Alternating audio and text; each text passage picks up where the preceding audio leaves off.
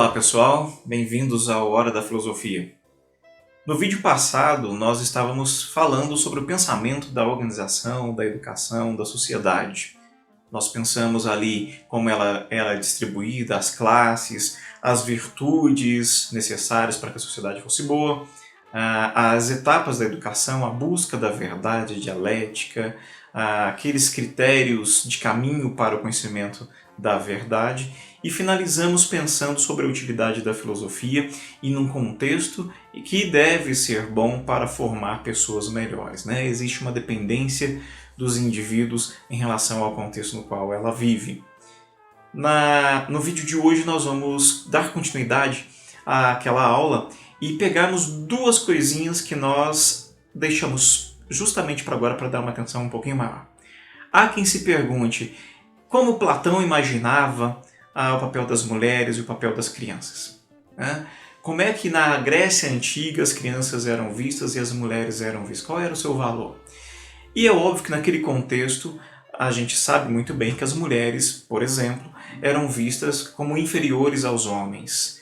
É tão grave para nós e um pouco mais tranquilo para eles essa noção, porque na própria constituição do mundo, nas justificativas antropológicas da coisa, cósmicas da coisa toda, das almas, Platão sugere que as mulheres, do ponto de vista da natureza, são mais frágeis que os homens.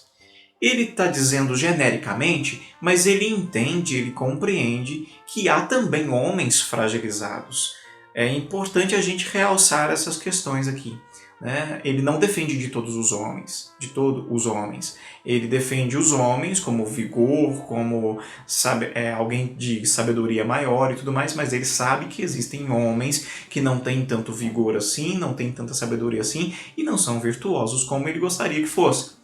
Então, as mulheres e os homens estão também aí no mesmo patamar de hierarquia, de virtude, de capacidades, habilidades físicas, mentais e que incidem na sociedade nesse sentido. Se ele faz isso com os homens, né, entendendo que há homens que estão inaptos para uma série de coisas, ele também é coerente nesse sentido de entender que há mulheres que são hábeis, que têm aptidões para uma série de coisas, para ginástica, para música, para matemática, para conhecimento e também, por que não, para política, ainda que não estejam nesses lugares com frequência. Então ele já está lançando uma crítica interessante aqui ao fato da sociedade relegar a mulher sempre a segundo plano, terceiro, quarto plano, que seja. Ele está dizendo que há mulheres valorosas na sociedade que são 1000 vezes melhores que vários homens, né, que dão um show de exemplo político, de virtude, de conhecimento sobre vários homens, sobre várias pessoas. Nesse sentido, quando ele pensa a educação dos guerreiros, porque toda aquela educação que a gente viu no vídeo passado é pensada do ponto de vista da comunidade dos guerreiros, ele também está dizendo que, se existem mulheres com essas capacidades, é importante que elas também estejam atuantes aqui.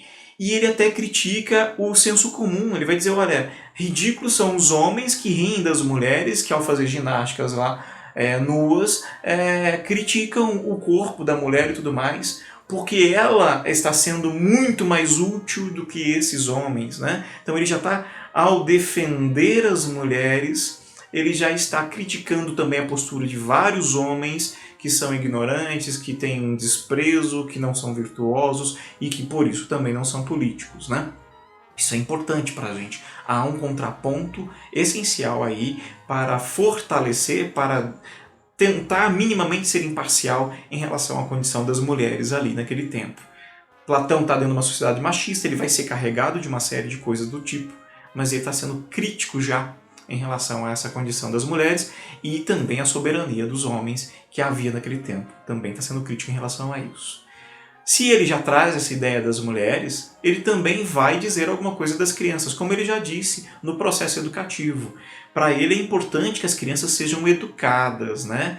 Lá no primeiro momento, com educação livre, no segundo momento, alcançando cidadania, eles agora já forjam a educação de um jeito mais complexo, com mais relações, que deixam as coisas mais ligadas, interligadas e com sentido para a vida política. Os homens, esses meninos que crescem agora homens, vão ensinar a comunidade e futuramente, tomara, estejam aptos à filosofia e à administração da cidade.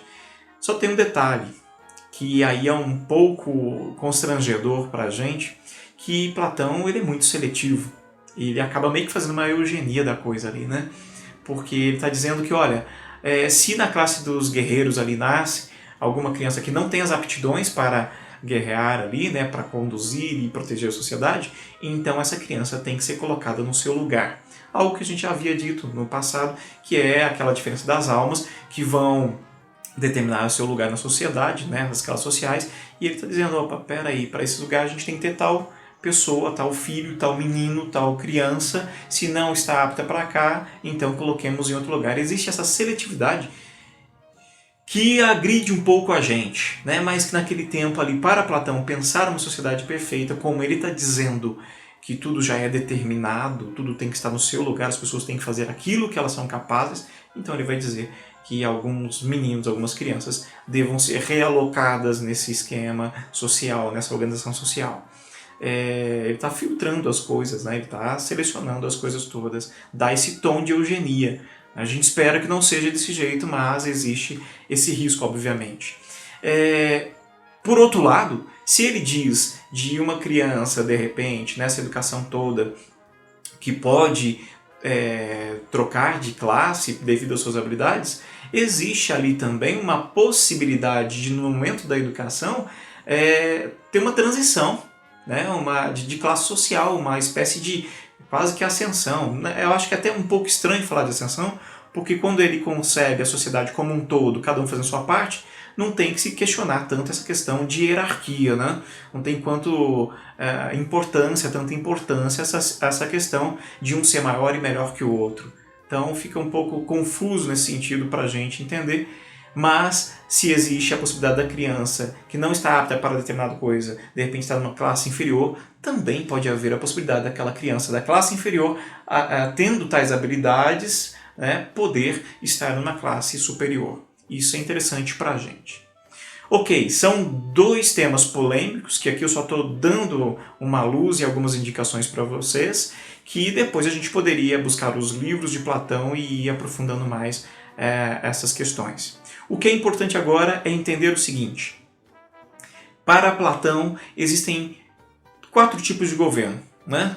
4 tipos de governo que são os mais comuns naquele tempo. Existem mais tipos de governo, Platão vai dizer isso, Aristóteles também, mas 4 são mais comuns. Né? A timocracia, a monarquia, nós temos a aristocracia, nós temos a democracia. Só que nós já entendemos que Atenas e outras cidades tais ali perto, elas não estão seguindo a justiça, não estão se pautando pelo bem comum, pela racionalidade. Né? Então, a monarquia em algum momento se torna tirania, a aristocracia se torna oligarquia, e ali a democracia ela já é negativa, né, para Platão e também para Aristóteles. Onde está a timocracia? A timocracia é aquele lugar onde as pessoas elas vão governar por questão de mérito, por honra. Então existe um sujeito que tem lá suas conquistas, alguém bravo, alguém prudente, alguém sábio, e essa pessoa vai ser, digamos, eleita para governar, para conduzir uma cidade, uma sociedade ali. É a timocracia. Tem uma relação muito íntima com a honra, né? Com essas questões da moral correta, virtuosa. A monarquia, como eu já disse, é o governo de uma pessoa só, né, para conduzir a sociedade para o bem. O problema é que ali nós temos uma tirania. E qual é o caráter do tirano para Platão? Ele vai fazer essa relação sempre. Né? Um governo tem a sociedade de acordo com o governante. Né? Nada está dissociado para Platão. Para pensarmos no esquema de governo, a gente também tem que pensar numa sociedade que está respaldando esse tipo de governo. É uma espécie de espelhamento de semelhança, né, de corroboração. Então, se existe um governante tirano que está ali sendo inimigo da juventude, inimigo do povo, inimigo dos idosos, inimigo dos seus pais, alguém que governa apenas para si, é porque nós temos também uma sociedade que está pensando assim. A grande questão é que um tirano só surge dentro de uma democracia, né? A democracia é ruim ali naquele tempo, Platão não tem crença na democracia mais, enfim, a democracia é danosa à sociedade, às pessoas, porque na democracia existe uma valorização em excesso da liberdade, de uma vida mansa, de uma vida em que ser intelectual ou buscar conhecimento não é a principal coisa, é uma vida jogada aos prazeres, né? Todos são livres e querem buscar seus próprios interesses, não tem uma oportunidade, uma diretiva para o bem comum. Nesse lugar, se alguém surge com o apoio do povo, querendo ajudar o povo, e esse povo está querendo tirar os ricos do poder, né, tirar lá a oligarquia ou a aristocracia do poder, esse sujeito que se levanta em favor do povo e é apoiado pelo povo, em algum momento ele vai deter esse poder e vai ser o inimigo do próprio povo. A democracia é o lugar ideal para acontecer processos de tirania, para Platão. Então, Platão é contra a democracia desde já, né? Contra a democracia, contra também a tirania. E a oligarquia, a aristocracia ali que havia naquele tempo? Como eu disse, monarquia, aristocracia e a democracia, se conduzidas pela justiça e pelo bem comum, levam a sociedade ao bem. Tirania não é pela justiça nem pelo bem comum, a democracia que está acontecendo não é pela justiça e bem comum, então a aristocracia, que é o governo para o bem comum, não acontece ali. O que nós temos é a oligarquia, que é aquela elite, aquela pequena parte da população que é rica, que despreza os pobres, que colocam poder sobre os seus aliados, que também são ricos, obviamente. É uma galera que é pouco instruída, ainda que exista instrução, diferente da democracia, que quase não tem instrução. É pouco instruída, alguém que de repente está fazendo o possível apenas para manter o seu próprio poder. Isso é a oligarquia. Platão está dizendo que todos esses governos, sem a condução da justiça, do bem comum em prol da felicidade do povo, todos esses governos são ruins. Por isso ele faz uma defesa de que existe uma monarquia. Por que monarquia? Porque a monarquia é simples. Né? Platão ele não gosta da multiplicidade, da variabilidade das coisas, porque um caminho de variabilidade, tanto quanto existe na democracia, não deixam os caminhos claros, corretos, fáceis de ser governados. Ele está tentando organizar a sociedade também de uma forma que seja relativamente fácil para as pessoas. Né? Ele está se amparando na ideia de verdade. A verdade é una, não é múltipla. Então a sociedade também tem que ser una, não pode ser múltipla assim.